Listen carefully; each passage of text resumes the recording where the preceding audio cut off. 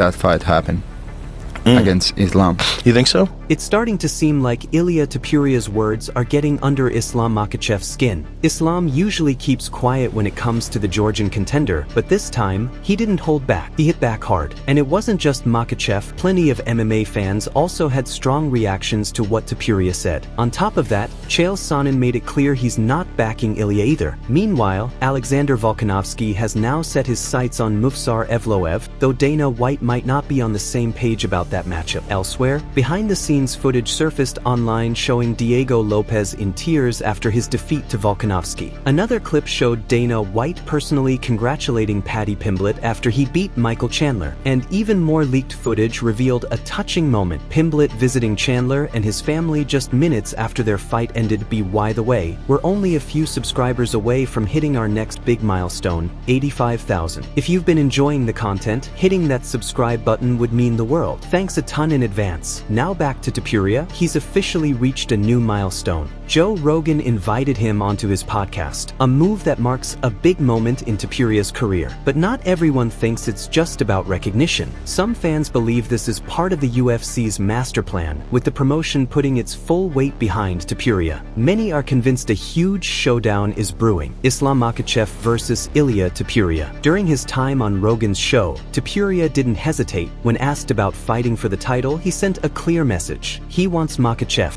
I would like to fight with Islam. But if they don't give you that fight, if they give you like a number one contender fight, when would you like to fight next? I wouldn't fight for a number one contender fight. It's the most marketable fight, right? I don't care if Islam decides that he doesn't want to fight me. I don't care. I said till you're gonna have to fight me. Okay. You say that you are the world champion, you're gonna keep dominating the division, all that. I'm here. You can't keep avoiding me all the time. So you would just sit on the sidelines rather than fight someone else? I don't think that they're gonna do that. I get the promise that I would fight for the title in my next fight.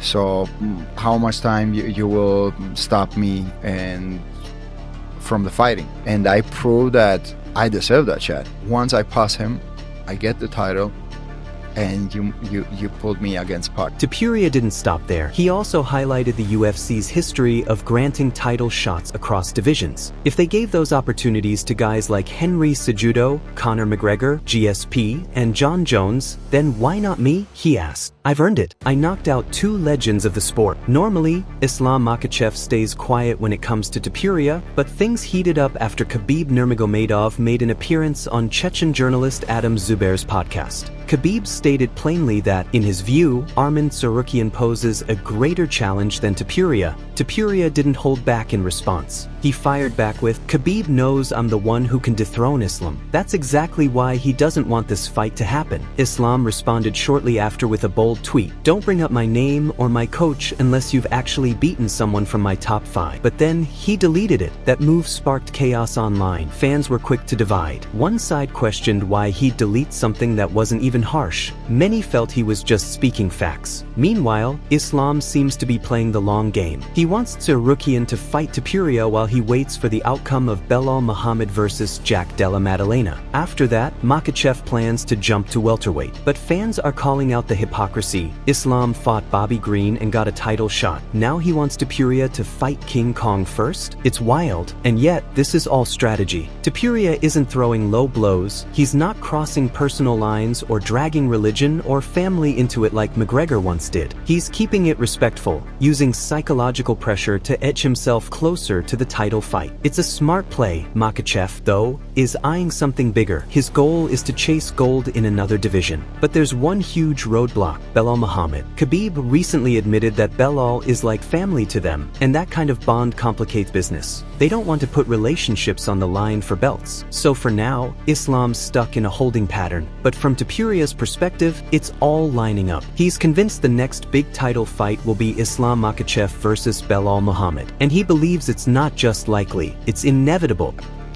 I would like that to happen if Belal wins, but that's an if. Jack Della Maddalena is a bad motherfucker. He's good, man. That guy's good. Even if he wins, they're gonna make that fight happen against Islam. You think so? Yeah. Well, if Jack Della Maddalena wins, then Jack is the new welterweight champion.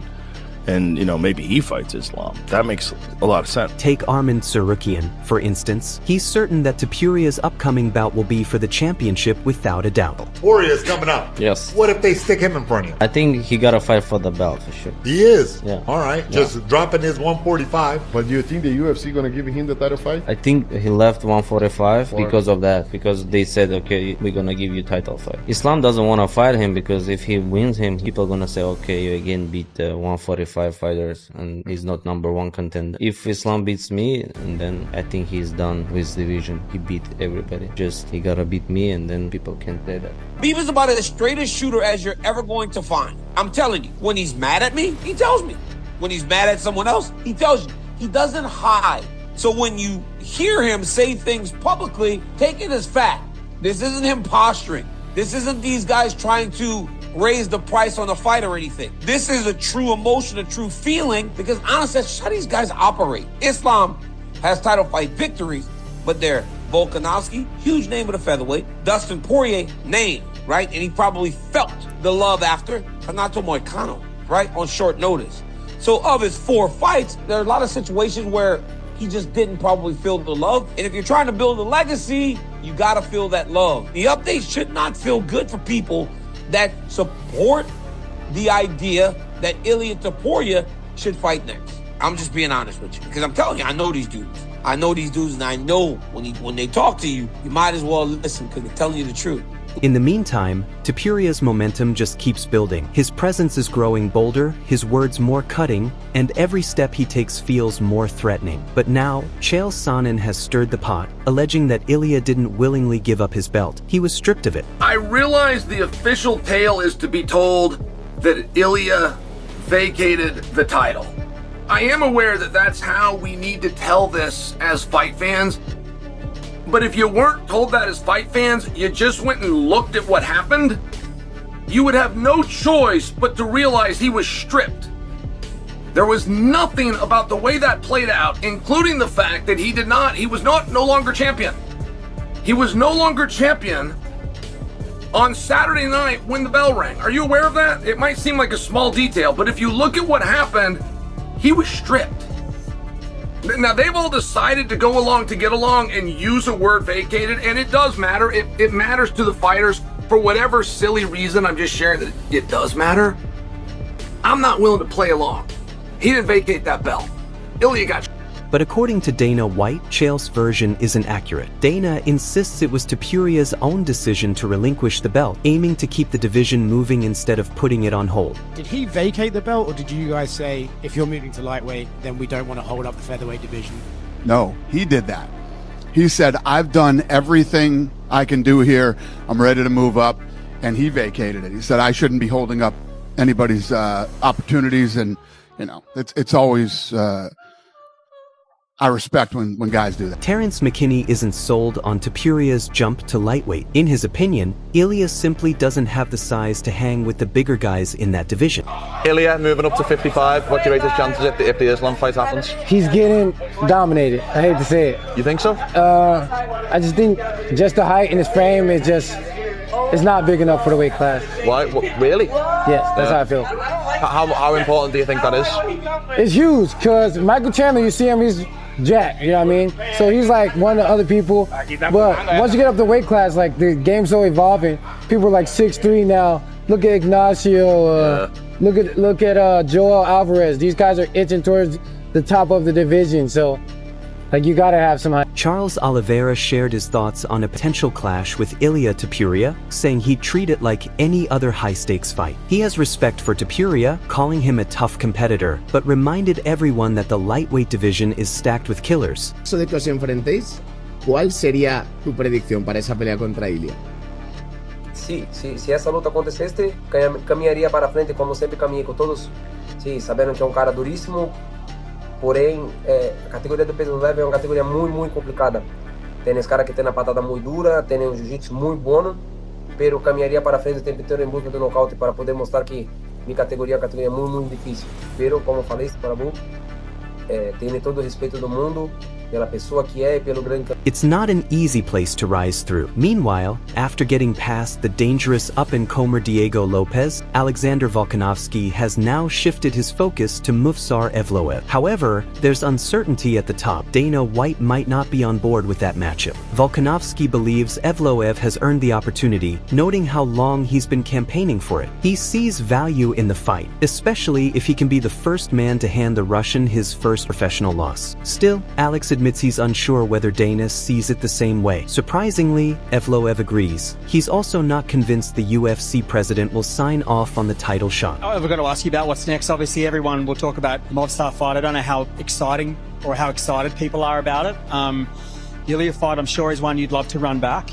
Where is your headspace at the moment about what you would like to do next? Because there are plenty of options for you. Yeah, well, I guess got to talk to the UFC. You know, I did mention Movsar. He is undefeated. I like the fact that he's undefeated and, you know, still one of the younger generation again, right? Like undefeated, I think for the legacy that would still mean so much. But you're right. Is that what the fans want? Is that what the UFC wants? Does it give you hope, though, that Volkanovski is saying, like, I do want to fight him. I like that he's undefeated, and I want to... I believe that if we ask Volkanovski, he will fight because he's real champ. But we don't know if UFC need it. Why do you think they're not just, like, more excited? Do you think it's because you haven't finished anyone in the UFC yet? Do you think that's what's holding you back? I don't know, maybe because the only thing they can talk is just I have no finish, so... It's literally the only thing that can be So now the real question is, will the UFC finally give Evloev his shot, or will Volkanovski be left waiting on the sidelines for a more high-profile opponent to emerge? Alexander Volkanovski, the first fighter 35 years older to become champion in 125 division in the UFC. This is so... It's not frustrating, but there's been other athletes outside of the UFC who've done it before. Yeah, but that just shows you how big the UFC is. Like, nobody recognizes any other organization, but that is a big feat. Being over 35, I think I'd done it against Adriano when I did the flying knee, was 36 years old, and then I defended it at 37, I think. When did I fight him? 37, but anywho, yeah, absolutely. In addition, leaked footage has surfaced showing Diego Lopez in tears backstage following his loss to Alexander Volkanovski at UFC 314. Ya sabes, ya. Los golpes, ¿no? De una guerra sana. De una guerra, hermano, ¿eh? Hermanos, vamos a empezar. Llegamos muy rápido, ¿estamos de acuerdo? Va. Ya hemos estado aquí, ¿te acuerdas? Ya hemos estado aquí, hermano. Y ve hasta dónde nos hemos levantado. ¿Va? Siempre, ya sabes, hermano, siempre estamos aquí contigo, ¿eh? Toda la vida. Toda la vida. Toda la vida. Si quieres sacarlo, sácalo, ¿va?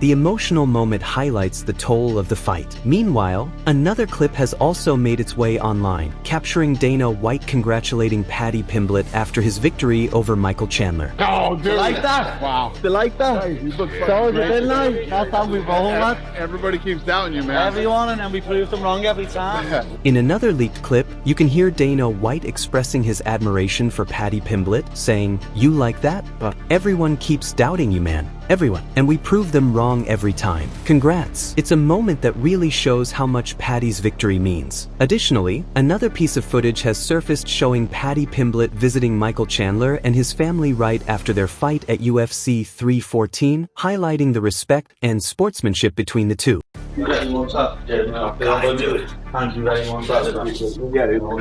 Hope you go, little man. Paddy. Paddy, come on. Paddy.